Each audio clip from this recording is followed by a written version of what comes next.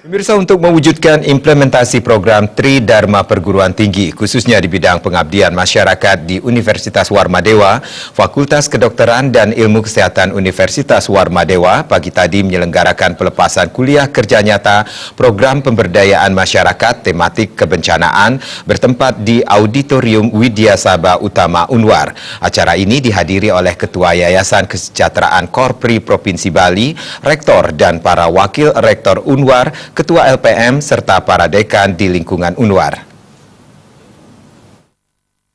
Dr. Tanjung Subrata dalam laporannya menyampaikan sebanyak 82 orang mahasiswa akan melaksanakan KKN di Kecamatan Rendang, Kabupaten Karangasem, yang menempati 8 lokasi posko yang tersebar di 3 desa, yakni Pesaman, Nongan, dan Rendang.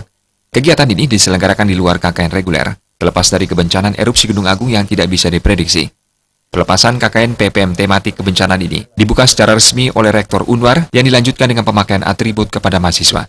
Dalam kesempatan tersebut, Rektor Unwar Dewa Putu Wijana menjelaskan, musibah besar yang dihadapi Bali saat ini, khususnya Kabupaten Karangasem, mahasiswa haruslah menjalani KKN ini atas dasar rasa suka dan senang turun langsung memberikan bantuan kepada yang membutuhkan. Agar masyarakat dan mahasiswa mendapatkan manfaat dari KKN ini, ada 2 soft skill penting yang harus diterapkan oleh mahasiswa. 2 soft skill yang kita sebut dari empati dan kemampuan komunikasi itu adalah modal dasar sebetulnya untuk bisa dimanfaatkan oleh mahasiswa dalam rangka membantu masyarakat yang sedang bermasalah.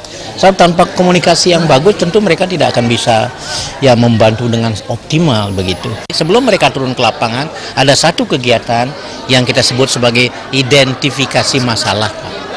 Sehingga nanti tidak sia-sia mereka ke lapangan gitu loh.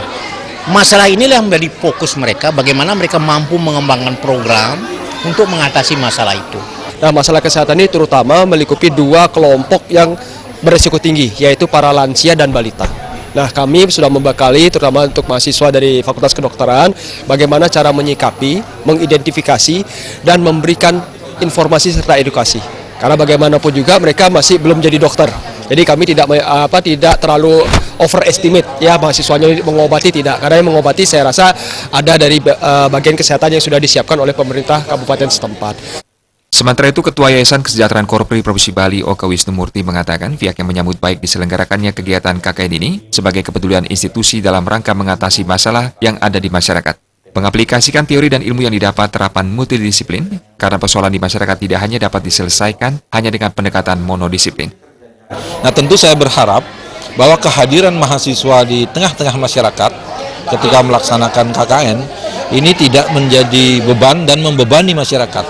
Mereka hadir untuk bersama-sama masyarakat menyelesaikan persoalan-persoalan yang ada dan terjadi di tengah-tengah masyarakat. Jauh lebih penting bagaimana mereka mengerti dan tahu tentang tata krama dan budaya yang berkembang pada masyarakat di mana dia berada. Sehingga mereka benar-benar bisa membaur, bisa diterima, lebih-lebih bisa bersama-sama mereka menyelesaikan persoalan yang ada di tengah masyarakat. Oka Wisnumurti menambahkan KKN yang diselenggarakan selama 2 minggu, dimulai dari tanggal 13 sampai 26 Januari, diharapkan para mahasiswa memberikan sumbangsinya kepada para pengungsi berupa informasi maupun edukasi. Serta kehadiran mahasiswa Unwar adalah salah satu bagian kecil untuk ikut bersama-sama memberikan kenyamanan kepada masyarakat khususnya para pengungsi. Alit Setiawan, Bali TV.